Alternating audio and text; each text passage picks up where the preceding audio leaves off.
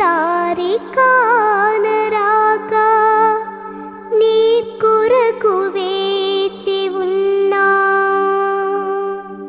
ఎడబాటు లేని గమనాన నిన్ను చేరుకున్నా.